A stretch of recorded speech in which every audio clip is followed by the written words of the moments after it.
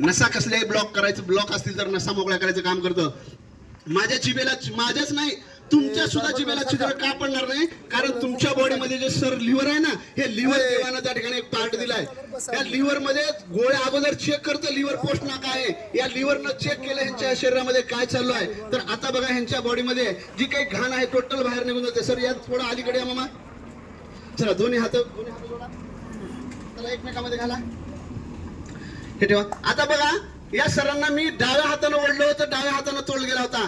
आता मी ह्यांच्यावर कोणती जादू केली का? ह्यांच्यावर कोणता मंत्र म्हणला का? ह्यांना फक्त हे पाणी प्यायला दिलं. पाणी प्यायला दिल्यामुळे ह्यांचं काय झालं, ह्यांच्या बॉडीमध्ये जी घाण होती ना टॉक्सिन, हे टॉक्सिन सर 10 मिनिटच हे मामा इथं थांबतील. 10 मिनिटाच्या नंतर ह्यांना स्वतः वॉशरूमला जावं लागतं, कारण बॉडीमधली ही घाण बाहेर निघून जाते. आणि ह्यांचा सगळ्यात महत्वाचं, माणसाला अन्नाची गरज कमी असते, पाण्याची गरज कमी असते, पण ऑक्सिजनची गरज सर्वात जास्त असते. हा ऑक्सिजन यांना मिळाल्यामुळं आता मामाच्या हातावरती उभा राहिलो तरी पडत नाहीत. ही ताकद आयुर्वेदाची आहे. मामा सरळ एकदम बघायचंय, फक्त मी पडणार नाही एवढी काळजी घ्या. याला सरळ बघा, याला गच्च धरा.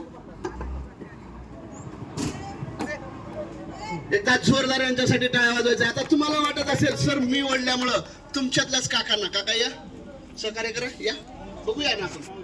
ह्याला गच्च दाबा मामा, पाहायला पाहिजे दोन्ही जोडा जोडा, दाबा गच्च. तुम्हाला दाबता येतं दाबा सर, दाबा गच्च, दाबा का जेवढे संपली.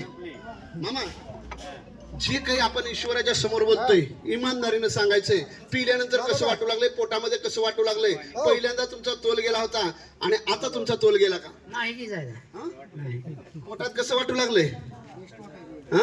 बाहेर निघायचा प्रयत्न करू लागलाय का नाही? नाही अजून. एकदा मामासाठी जोरदार टाळ्या वाजवा. बसा सर, आपल्या डोक्यामध्ये बसा सर. आपल्या डोक्यामध्ये वाटतं की सर असे अनेक जण अनेक काहीतरी येऊन दाखवतात, तर एक शेवटचा डेमो बघण्यासाठी आपल्या डोक्यात घातलं एक संकल्पना. सर आयुर्वेद म्हणलं की लय दमानं रिझल्ट लागतो, त्याचा शेवटचा डेमो बघण्यासाठी आपल्यातलं ज्याचं वजन जास्त आहे अशा व्यक्तीनं फक्त याच्यावरती येऊन बसायचंय. चला या, कुणी या खुर्चीवर